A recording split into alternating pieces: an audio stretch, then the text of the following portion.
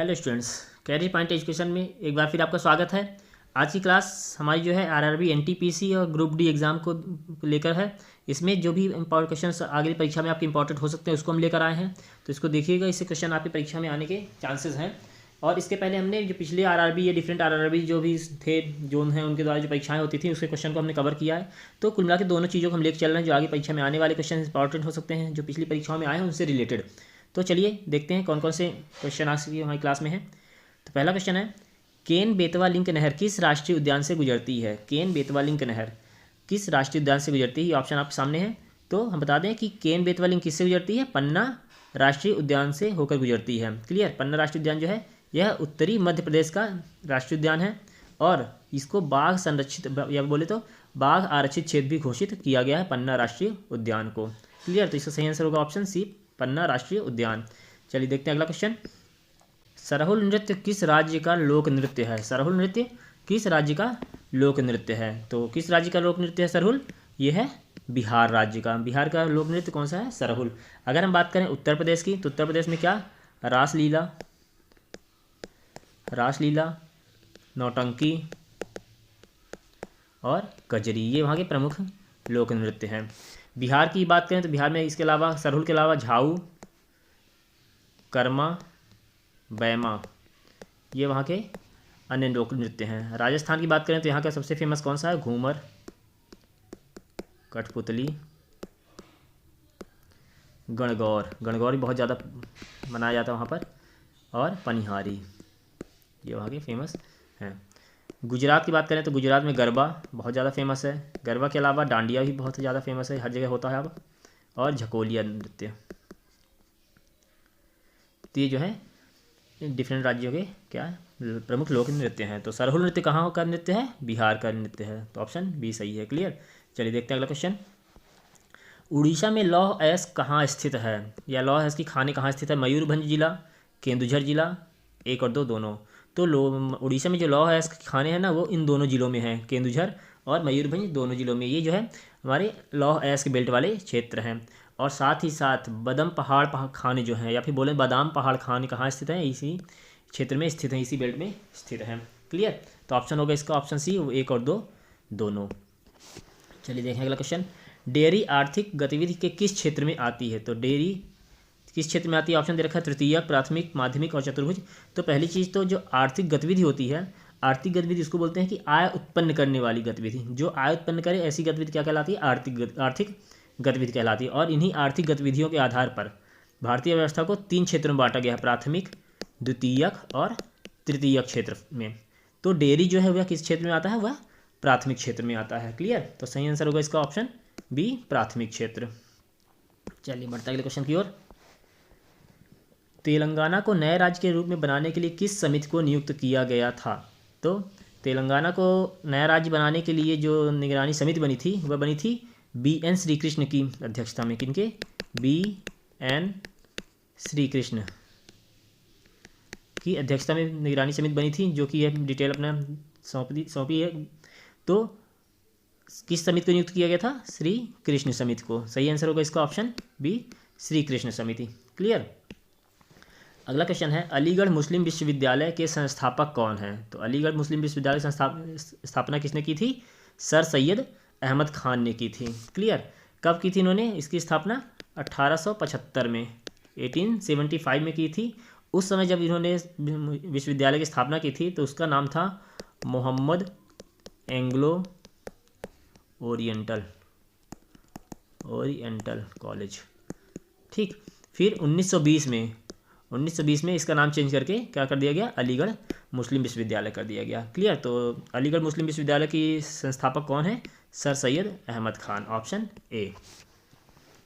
चलिए देखते हैं अगला। प्रत्येक वर्ष कितने श्रेणियों में नोबेल पुरस्कार प्रदान किए जाते हैं? तो प्रत्येक वर्ष कितने श्रेणियों में नोबेल पुरस्कार प्रदान किए जाते हैं? 6 श्रेणियों में। क्लियर। ऑप्शन होगा बी सही, 6 श्रेणियों में। कौन कौन से? वो हैं साहित्य, शांति, रसायन, अर्थशास्त्र, भौतिकी और चिकित्सा। ये वो 6 क्षेत्र हैं जिसमें नोबेल पुरस्कार प्रदान किए जाते हैं प्रत्येक वर्ष। तो कितने क्षेत्रों में? 6 क्षेत्रों में। ऑप्शन बी सही होगा। चलिए अगले क्वेश्चन देखते हैं। चालुक्य की राजधानी क्या थी? चालुक्य ने अपनी राजधानी किसे बनाया था? तो ऑप्शन मेवाड़, कन्नौज, थानेश्वर या बादामी। तो उन्होंने अपनी राजधानी बादामी को बनाया था। क्लियर, बादामी को। और इसको 2 भागों में उन्होंने डिवाइड किया था। एक तो वेंगी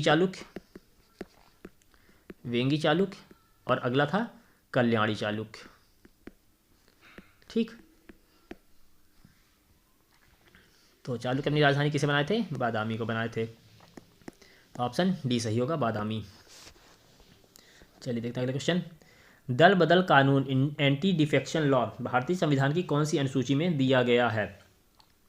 दूसरी अनुसूची, 10वीं अनुसूची, तीसरी या चौथी? तो दल बदल कानून जो है यह पूर्व प्रधानमंत्री जो थे राजीव गांधी, उनके कार्यकाल के दौरान 1985 में 1985 में 52वें संशोधन में दल बदल विरोधी कानून पेश किया गया था। 52वें संशोधन के तहत पेश किया गया था। और फिर यह संविधान में इसको जोड़ा गया तो 10वीं अनुसूची में इसको ऐड किया गया था। किस अनुसूची में? 10वीं अनुसूची में। ऑप्शन है इसका बी, 10वीं अनुसूची। चलिए देखें अगला क्वेश्चन। कालाशोक ने, फिर ब्लैंक पेज दे रखा है, बुद्ध परिषद को कहाँ स्थापित किया था? मतलब कि किस बुद्ध परिषद को कहाँ पर स्थापित किया था कालाशोक ने? तो कालाशोक ने दूसरी बुद्ध परिषद को वैशाली में स्थापित किया था। क्लियर, कहाँ पे? दूसरी को वैशाली में स्थापित किया था। कब किया था? 383 ईसा पूर्व में। क्लियर, कालाशोक, इसको काक वर्ण भी बोलते थे, ठीक ना? कालाशोक या कि काक वर्ण भी बोलते थे इसको। तो दूसरी बुद्ध परिषद को या बौद्ध परिषद को वैशाली में स्थापित किया था। ऑप्शन बी सही होगा इसका। क्लियर, चलिए बढ़े अगले क्वेश्चन की ओर। लाल सागर और भूमध्य सागर को जोड़ने वाला जल डमरू मध्य कौन सा है? तो ऑप्शन के अकॉर्डिंग लाल सागर और भूमध्य सागर को जोड़ने वाला जल डमरू मध्य कौन सा है? पनामा जल डमरू मध्य। क्लियर, इसका ऑप्शन ए सही होगा। चलिए अगला क्वेश्चन देखते हैं। इंटरपोल का मुख्यालय कहाँ है? तो इंटरपोल का मुख्यालय कहाँ है? पेरिस, लंदन, लियोन्स या जिनेवा? तो इंटरपोल का मुख्यालय कहाँ है? लियोन्स में है। क्लियर, ऑप्शन सी सही होगा, लियोन्स। Next question. निम्नलिखित में से किसे ऑस्ट्रेलिया का लाफिंग जैक कहा जाता है? तो लाफिंग जैक किसे कहा जाता है? प्लेटिपस, कूकाबारा, कोआला या फिर लॉयर पक्षी? तो ऑस्ट्रेलिया का लाफिंग जैक, ये इंपॉर्टेंट क्वेश्चन, ध्यान दीजिएगा, ये कूकाबारा को कहा जाता है। क्लियर, ऑप्शन बी सही होगा, कूकाबारा।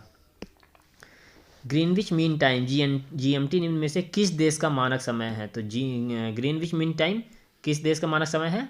यूके का। क्लियर, यूके का मानक समय है Greenwich mean time GMT। Option C सही होगा इसका। चलिए अगला क्वेश्चन। भूमि से घिरा हुआ दुनिया का सबसे बड़ा समुद्र कौन सा है? ठीक, ऑप्शन दे रखा है मृत सागर, भूमध्य सागर, अरब सागर और कैस्पियन सागर। तो भूमि से घिरा हुआ सबसे बड़ा जो समुद्र है वह कौन सा है? वह है भूमध्य सागर। क्लियर, कौन सा? भूमध्य सागर है। ऑप्शन बी सही है। अगर हम बात करें इसका क्षेत्रफल कितना है तो 2505,000 वर्ग किलोमीटर। ठीक, इसका भूमध्य सागर। फिर इसके अलावा अगर हम बात करें कैस्पियन सागर की, तो कैस्पियन सागर कितना है? 3,93,898 वर्ग किलोमीटर। क्लियर, लाल सागर जो है 4,40,300 वर्ग किलोमीटर। ठीक, और अरब सागर जो है अवरुद्ध सागर नहीं है। ठीक, ऑप्शन बी सही होगा, भूमध्य सागर। चलिए अगला देखते हैं। चीन की महान दीवार का निर्माण किस चीनी शासक ने कराया था? ऑप्शन दे रखा है शोहांगतो, मिंग, कुबलई खां, इनमें से कोई नहीं। तो ऑप्शन इसका सही है, इनमें से कोई नहीं। चीन की जो महान दीवार थी उसका निर्माण किसने कराया था? किन सी हुआंग ने कराया था। क्लियर, ऑप्शन डी सही होगा इसका, इनमें से कोई नहीं। चलिए अगला क्वेश्चन देखते हैं। विवेकानंद शिला स्मारक कहाँ स्थित है? विवेकानंद शिला स्मारक कहाँ स्थित है? ऑप्शन दे रखा है कोचीन, वाइजाग, गोवा या कन्याकुमारी। तो विवेकानंद जो शिला स्मारक है वह तमिलनाडु के कन्याकुमारी में स्थित है। क्लियर, इस पवित्र स्थान को विवेकानंद रॉक मेमोरियल कमेटी ने, किसने? विवेकानंद रॉक मेमोरियल कमेटी ने 1970 में बनवाया था। क्लियर, इसी स्थान पर विवेकानंद ने अपना गहन ध्यान लगाया हुआ था कन्याकुमारी में। चलिए देखते हैं अगला क्वेश्चन, इसका ऑप्शन सही होगा डी। चलिए अगला क्वेश्चन देखते हैं, चित्रकूट जलप्रपात कहाँ पर स्थित है? चित्रकूट जलप्रपात कहाँ पर स्थित है? तो ऑप्शन इसका सही होगा छत्तीसगढ़ में। चित्रकूट जलप्रपात कहाँ है? छत्तीसगढ़ में है, ऑप्शन सी सही होगा। चलिए अगला क्वेश्चन, केबुल लामजाओ विश्व का एकमात्र तैरता हुआ राष्ट्रीय उद्यान कहाँ पर स्थित है? तो केबुल लामजाओ कहाँ पर स्थित है? यह है मणिपुर राज्य में और यह 40 किलोमीटर एरिया में फैला हुआ है। क्लियर? कौन सा? केबुल लामजाओ राष्ट्रीय उद्यान, यह विश्व का एकमात्र तैरता हुआ राष्ट्रीय उद्यान है। देखते हैं अगला क्वेश्चन, पीपा पाव निम्नलिखित में से किस राज्य में है? पीपा पाव, तो पीपा पाव क्या है? एक पोर्ट है। क्लियर? तो ये किस राज्य में है? यह है गुजरात राज्य में। क्लियर? ऑप्शन डी सही होगा, पीपा पाव गुजरात राज्य में स्थित है।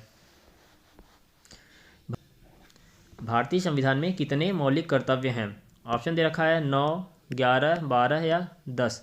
तो भारतीय संविधान में कुल कितने मौलिक कर्तव्य हैं? टोटल 11 मौलिक कर्तव्य हैं। क्लियर? ऑप्शन बी सही होगा, 11 मौलिक कर्तव्य। चलिए देखें अगला क्वेश्चन, संयुक्त राष्ट्र संघ ने मानव अधिकारों की घोषणा कब की थी? तो सबको पता है कि विश्व मानवाधिकार दिवस कब मनाया जाता है? 10 दिसंबर को मनाया जाता है। तो ये चीज़ क्लियर हो गई कि 10 दिसंबर सही है। अब इसके बाद हम पूरे सन देखना है, तो सन जो है मानवाधिकार दिवस की घोषणा कब की गई थी? 10 दिसंबर 1948 को की गई थी। ठीक ना? 10 दिसंबर को विश्व मानवाधिकार दिवस के रूप में ही मनाया जाता है। चलिए अगला क्वेश्चन, संयुक्त राष्ट्र संघ की सुरक्षा परिषद के कितने स्थायी सदस्य देश हैं? तो संयुक्त राष्ट्र संघ की जो सुरक्षा परिषद है उसमें कितने? 5 स्थायी सदस्य देश हैं। 5 कौन कौन से? एक तो यूएसए, यूके, रशिया, फ्रांस और चाइना। ये 5 राष्ट्र हैं जो कि संयुक्त राष्ट्र संघ की सुरक्षा परिषद के स्थायी सदस्य हैं। क्लियर? ऑप्शन होगा ए सही, 5। चलिए अगला क्वेश्चन देखते हैं, पंचशील किन 2 देशों के बीच का समझौता है? भारत एवं चीन, भारत पाकिस्तान, भारत बांग्लादेश, भारत श्रीलंका। तो पंचशील जो है भारत और चीन के बीच का एक समझौता है। क्लियर? ऑप्शन ए सही होगा, भारत एवं चीन। चलिए अगला क्वेश्चन, भारत पाकिस्तान बंगाल हार परियोजना निम्नलिखित में से किस नदी पर स्थित है? तो बंगाल हार परियोजना कहाँ पर स्थित है? वह है चेनाब रिवर पर स्थित है। किस नदी पर? चेनाब रिवर पर। क्लियर? जो कि भारत और पाकिस्तान की संयुक्त परियोजना है। ऑप्शन डी सही होगा, चेनाब रिवर। क्लियर? तो ये थी हमारी आज की क्लास, जिसमें हमने बताया कि आपके आरआरबी, एनटीपीसी या ग्रुप डी परीक्षा में, इसके अलावा भी जो और भी वनडे एग्जाम होते हैं उनमें भी ये क्वेश्चन इंपॉर्टेंट हो सकते हैं। तो चलिए जुड़े रहिए चैनल साथ में, कल एक नई क्लास साथ फिर आएंगे। तब तक चैनल सब्सक्राइब कीजिए, वीडियोज़ को लाइक कीजिए, शेयर कीजिए और बेल आइकन प्रेस कीजिए ताकि आगे आने वाली अपडेट आपको मिलती रहे। ओके, तो चलिए मिलते हैं अगली क्लास में। Thank you.